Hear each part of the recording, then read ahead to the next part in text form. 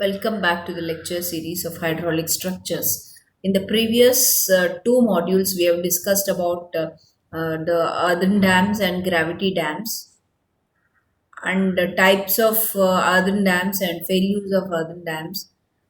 In this particular module 3, we will start with the components of the dam. So, one of the main component of the dam is a spillway. So we will learn in this session what is a spillway, what are the different types of spillway, and what are the components of a spillway. So let me share the content.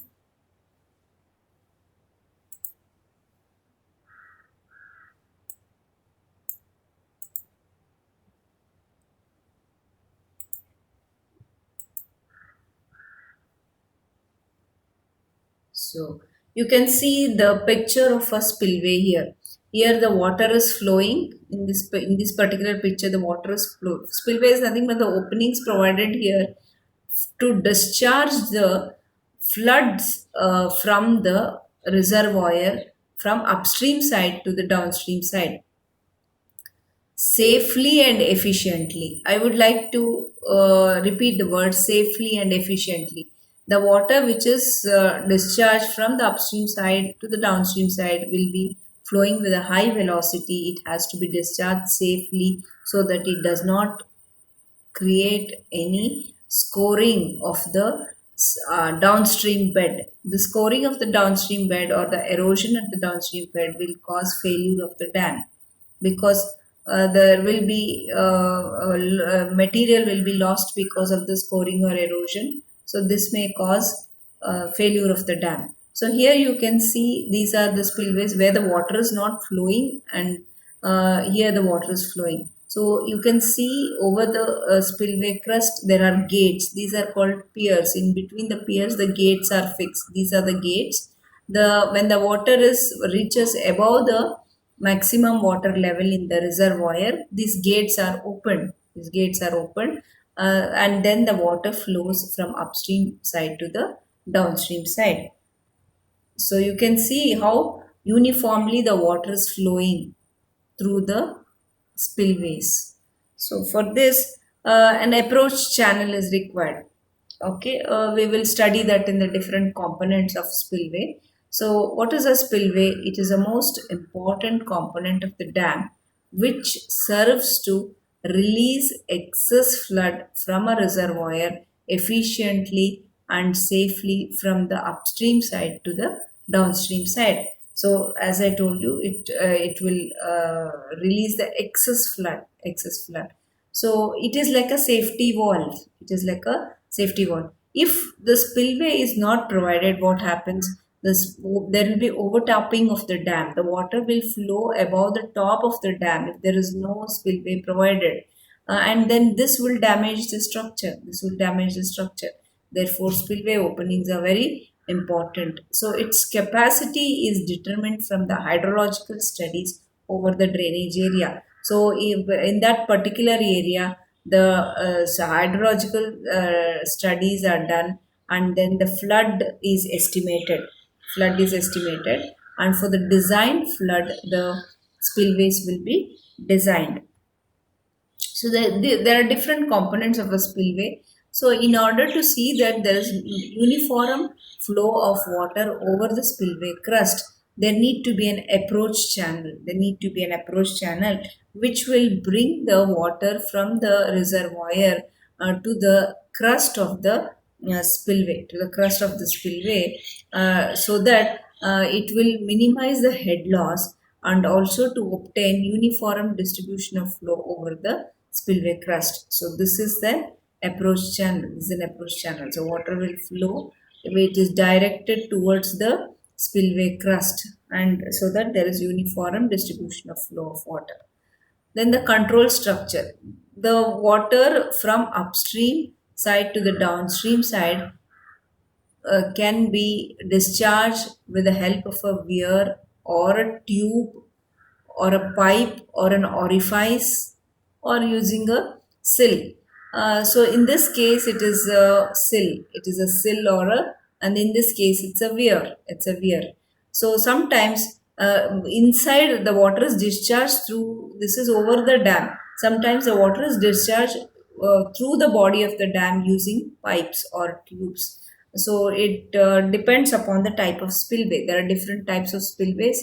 Some types of spillway, pipes are used to discharge the water. In some types, weir is used, and in some types sill is used. It depends upon the type of the spillway provided for the dam. This is the control structure. So from the approach channel, the water comes to the control structure, and then there should be a discharge channel. So once it comes to the control structure, the water should flow out through conveniently to the terminal structure. So this is the terminal structure. This will be on the downstream side.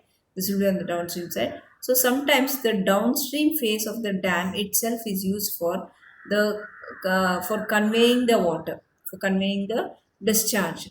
The conveyance structure may be downstream face of the concrete dam, an open channel. So you may construct another channel on some other side of the dam. So an open channel can be excavated along the ground surface, or a closed cut and cover conduit placed through or under a dam. So you can also discharge the water, as I told you earlier, through a pipe uh, within the body of the dam, through the pipe passing through the body of the dam, or a tunnel can be excavated through an abutment.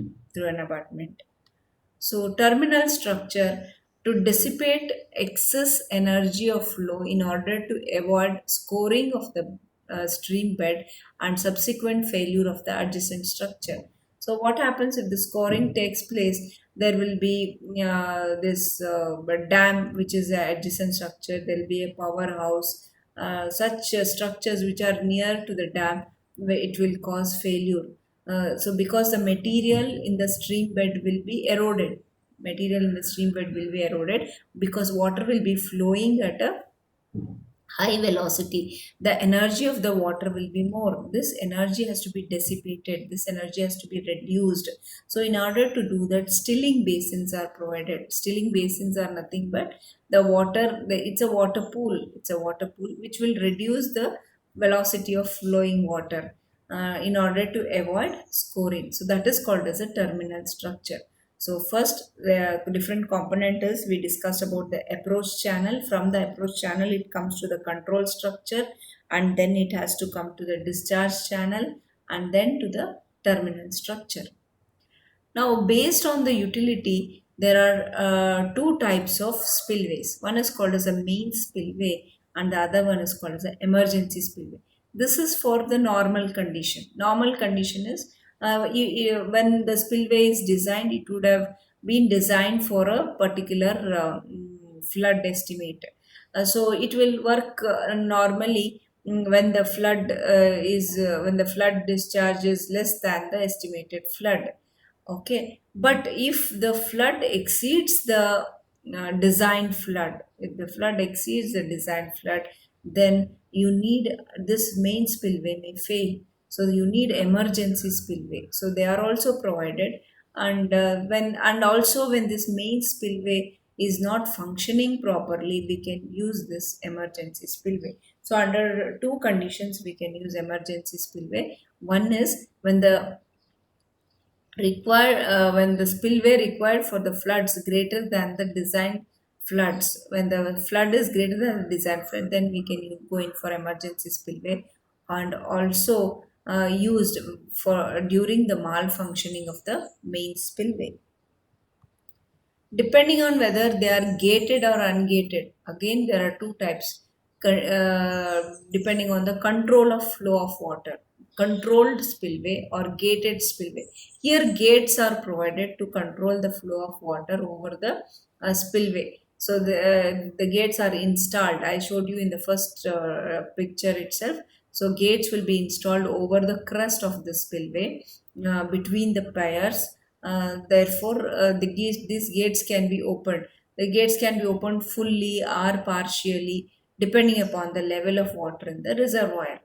uncontrolled or gated spillway. In some dams, this what as soon as the water reaches the normal pool level, the water starts flowing downwards. Water starts flowing downwards through the crust of the spillway. It is uncontrolled. It is uncontrolled. So here in this case, it is controlled. You can store the water above the sea level with the help of gates, but here there cannot be any storage of water above the spillway gates, above the crust of the spillway.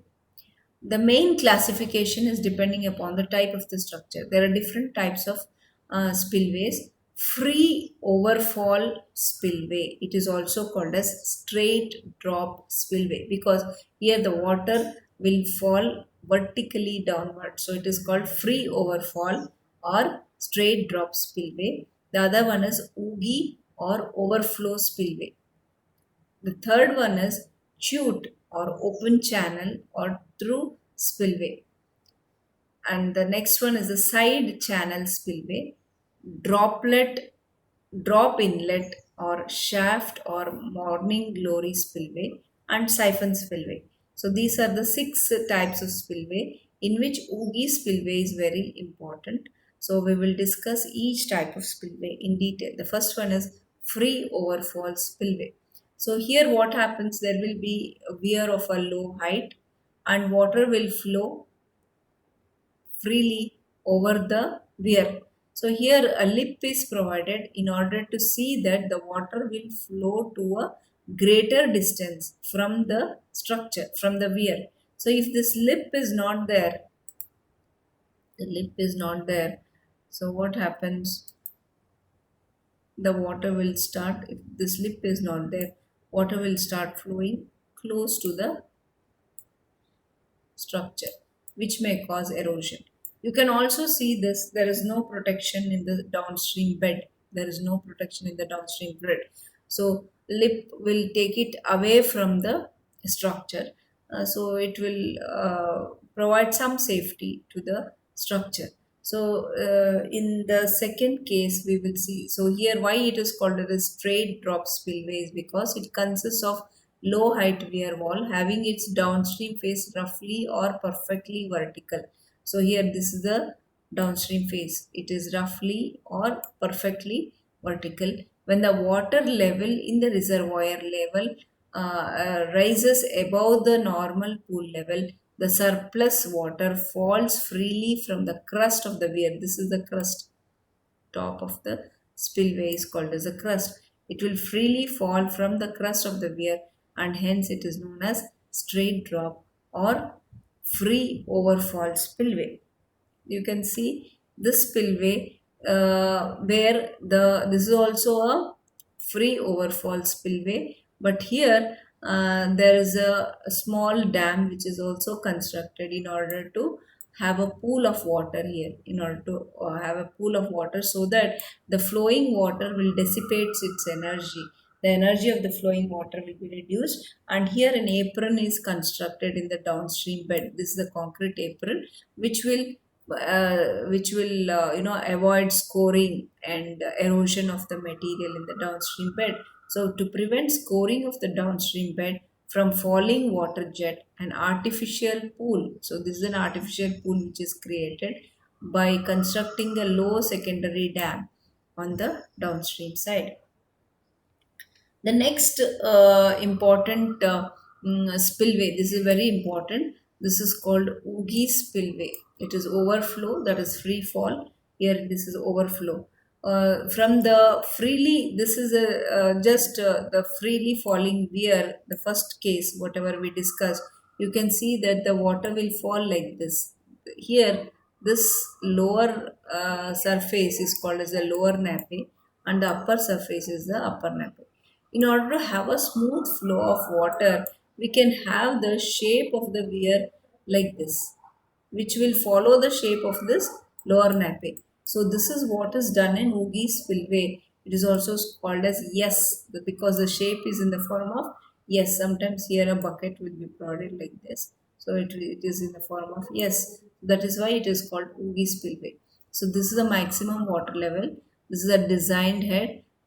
So here, if a shape, if a concrete spillway is constructed in this shape, there will be smooth flow of water. Smooth flow of water. There won't be any gap here, like in the case of the freely falling via spillway.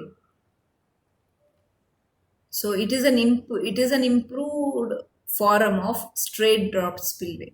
So in this case, the downstream face of the weir is constructed corresponding to the shape of the lower nappe of the freely falling water jet, which is in oogie shape or S shape, as I already told you. So here the downstream face of the weir is constructed in the shape of this lower nappe. This is the downstream face of the weir. So it is constructed in this shape so that there is smooth flow of water. Whenever there is surplus water, it will be freely disposed of through the oogie spillway along its oogie shaped crust.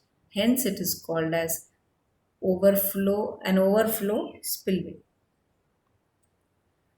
Flow over the crust of an overflow spillway is made to adhere the face of the profile by preventing access of air to the underside of the sheet of water. So there will be smooth flow. There is no air between the water and the contact surface. It is avoided, preventing access of air.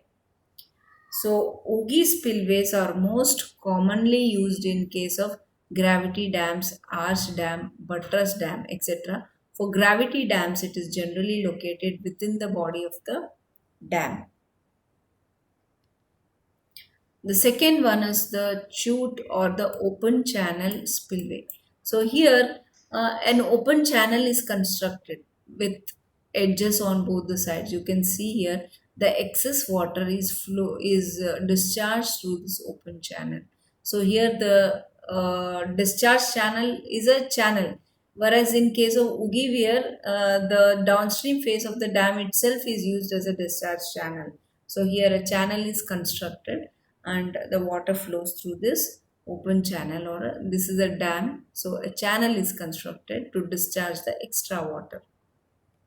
So chute, it is also called chute spillway. It is a type of spillway in which surplus water from upstream is disposed to the downstream through a steeply sloped open channel. It is generally constructed at one end of the dam or separately away from the dam in a natural saddle in a bank of the river. So it is constructed, normally it is constructed separately away from the dam. Side channel spillway. So you can see here, this is the dam, this is the reservoir, and this is the downstream side. So here, in the other cases, the water is to flow over the dam like this from the crust gates, from the spillway gates. So here, the water is taken to a side channel, So it is not flowing over the dam, or the spillways are not provided in the dam section. A side channel is provided. So water will flow into the side channel, excess water, and then it will go to the downstream side. You can see this dam. So it's an arch dam. It's an arch dam, you can see here. And this is the reservoir. This is the downstream side. So water is flowing to a side channel. It is not flowing, and the spillways are not provided along the dam. So the side channel is provided and the water will flow into this. So you can see the plan of that. So this is the reservoir. This is the river downstream side. So here a crust is provided. So it will be a weir or sill. So from this water will flow into the side channel, and then there will be a chute channel. Water of the chute joining to the downstream side of the river. It is suitable for gravity dams, earthen dams, or rock-filled dams, but it is preferred when the width of the river valley is very narrow. It is preferred when the width of the river valley is when the river is very narrow. So we'll provide a side channel. Okay, then the water flows along the steeply sloped chute through open channel and reaches the downstream side of the river. Side channel spillway. A side channel spillway is one in which the control weir is placed approximately parallel to the upper portion of the discharge channel, as I showed in the figure, and the flow over the crust falls into a narrow trough, then continues into the main discharge channel. So in the side channel spillway is similar to chute spillway, but the only difference is crust of the side channel spillway is located on one of its sides, whereas crust of the chute spillway is located between the side walls. So there are side walls in this case of chute spillway. Here it is located on one of its sides. In other words, the water spilling from the crust of the spillway is turned 90 degrees and flow parallel to the crust of the side channel spillway, unlike the chute spillway.